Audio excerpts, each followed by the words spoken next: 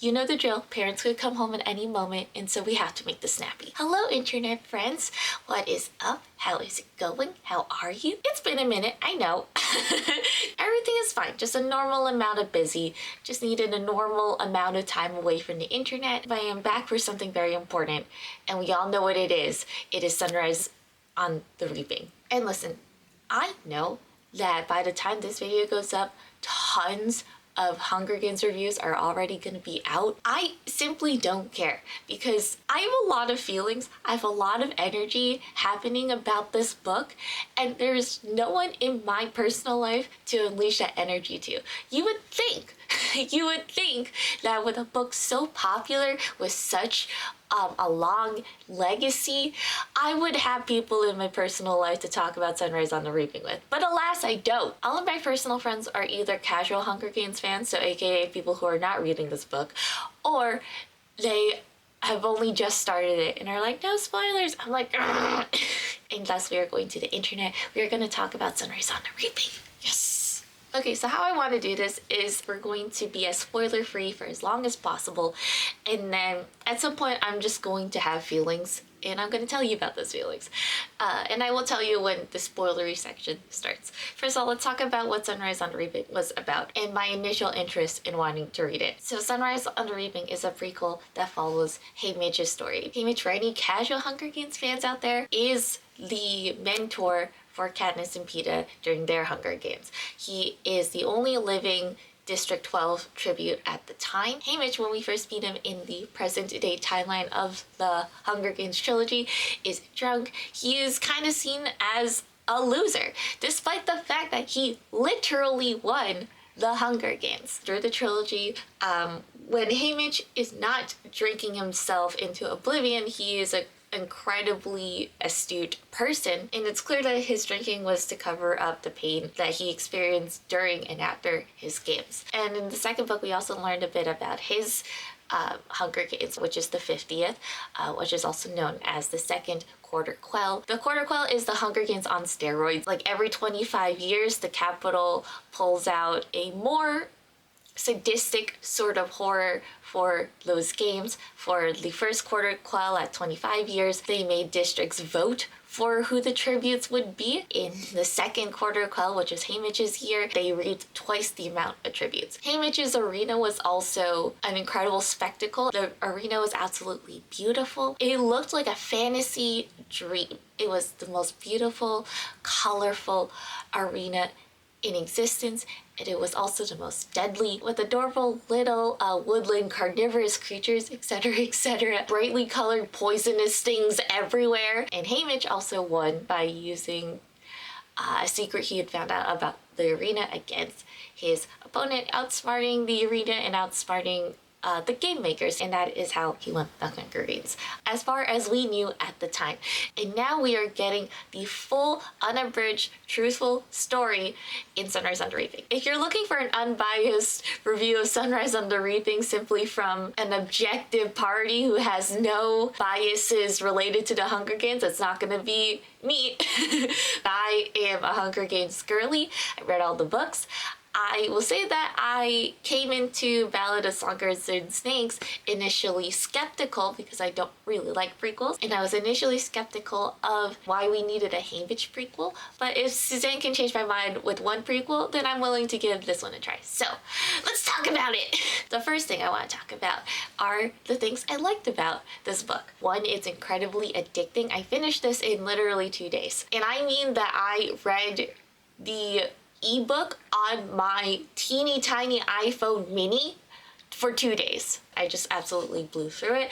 It was really I almost said fun, and the Hunger Games isn't fun, but I will say that Haymitch as a narrator is kind of fun. I think that he has the most personality of the narrators, of the main characters that we follow. I think Haymitch was a good mix of Katniss's wariness and Katniss's strength, while also having kind of like an attitude. Unlike Katniss, he is able to show more emotion and more tenderness and caring to other people. When we first meet him, he has a girlfriend that he's totally in love with and totally unbothered with showing affection towards. That's very cute. He also, like Katniss, just seems to have an aura of safety to little wounded children. If you think that Katniss loved an underdog story through to catching fire when she wants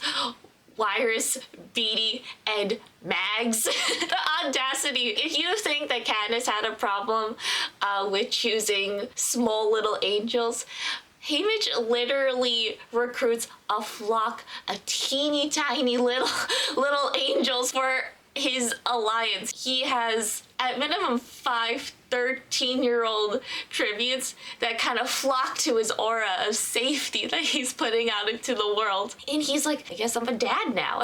I guess I'm a dad. It's so sweet. He reminded me of Percy Jackson in a way. He was just a little bit sassy, someone who defends others against bullies, and someone who cares deeply about his loved ones. And it was really nice to follow him. I really liked him. Also, again, with the experience of reading this book, the arena, like we saw in the Court of Quell, is the most interesting. This is the most interesting arena to be in, so the Hunger Games chapters themselves are really interesting. There's a lot of reasons for that, but one of them is definitely the setting. Also, Ampert. I would die for Ampert. Anyone has read the book, please comment all caps Ampert. I have to tell you, while I was reading this, I went out at one point with a friend over drinks. I needed comforting. I've been going through some personal stuff and we were supposed to vent about that. I forgot to do that because I was so focused on talking about Ampert that day. When I sent the text saying like, hey, I really want to hang out tonight, I need to pick me up, she was like, okay, sure. I was thinking about something else. And by the time we got to the hangout, the thing I needed to pick me up about was Ampert. I love Ampert. I would die for Ampert. I would pick the method in which I died for Ampert because the Capitol can be really creative in how it kills people. But I would take a bullet for Ampert. I would take an arrow for Ampert. I would take a swift death for Ampert. And that's the extent of it. I love him, but there's a point. So overall, if you are a fan of the Hunger Games, if you at the very least have read the entire trilogy, you should read this book. It adds a lot to Haymitch's lore. It's really entertaining to see it unfold, especially since nothing is ever what it seems with the Capitol. So even the snippets we already have of Haymitch's Hunger Games and Catching Fire are not the actual story. So it's really interesting to see the actual real story that happened. I also really like this book because it showed a lot of the Capitol's manipulation tactics, the things that they're willing to do, the things that they are capable of doing. And some of those things are extremely disturbing. We have seen the Capitol unleash deadly wolf-like mutations that are designed to look very similar to the fallen tributes, so far as they even seem to have those tributes as eyes. We have seen them do a lot of shit, but I gotta tell you, one of the things that they do before the games is so disturbing. Is so disturbing, and not in a torturous way, just in a psychological way. I'll whisper it and I'll have a timestamp so you could skip it. The Lulu stuff. Wild. The Capitol invents new ways to be horrible, and that was probably the most fascinating instance of that, which is also why I really enjoyed the experience of reading this book, because it gave me more creative, creepy things that the Capitol will do to keep its citizens in line and also maintain the facade that it is the unbeatable, impenetrable Capitol. My one gripe with the book, the ending, and I mean the very ending, drags. And I say this as someone who enjoyed Ballad of Songbirds and Snakes, which has a whole third of the book left after the Hunger Games is over. Haymitch's life takes a devastating turn after he wins the Hunger Games. He immediately comes home to his house on fire with his mother and brother inside. And he knows that it was arson. He knows that it was done by President Snow. He knows his mother and his brother died suffering. And then his girlfriend is poisoned by President Snow and dies in his arms. So things aren't going well. Those are not the parts that drag. Those are all the parts that were emotionally devastating, that they did not drag. I was still on board for all those parts. It starts to drag in the aftermath because Haymitch goes through a depression. He also realizes that anyone who is close to him will end up being killed one way or another, and so he starts to actively push away everyone that he has left in his life. That is, again, really heartbreaking, but it is starting to drag because I'm also starting to remember why I don't really like prequels for pieces of media that I'm already really passionate about. This prequel and this like ending force of the book just kind of summarizes the last several decades of Haymitch's life until Katniss comes along to basically change the game, change the story, and overthrow the Capitol. Knowing that we had to bring Katniss in order to get a satisfactory ending to Haymitch's story kind of makes me feel like we didn't need a Haymitch story, because Haymitch didn't do anything to change the narrative. He didn't do anything really to affect the rebellion. All of those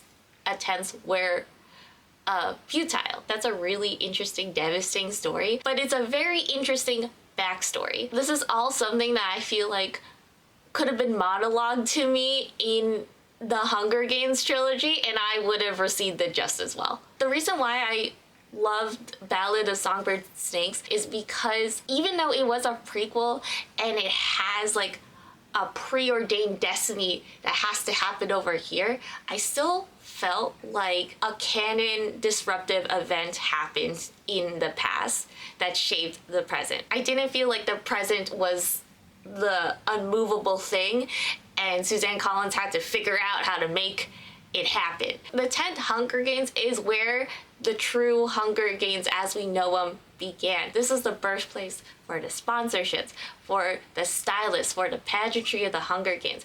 And if President Snow had fucking kept his mouth shut, we wouldn't have a Hunger Games at all. Like, there wouldn't have been a Hunger Games trilogy at all. I felt like the past really had shaped the present, whereas with Haymitch's story, there a lot of things happen, and a lot of things happen how you don't expect it, but ultimately nothing is different. Haymitch doesn't do anything to impact the story and set something up for Katniss to come. I think that's kind of valid in terms of like a historical recollection. You know, like not every battle is gonna win the war, but again, that's a backstory. That's not main character energy material story, in my opinion. That might be a hot take.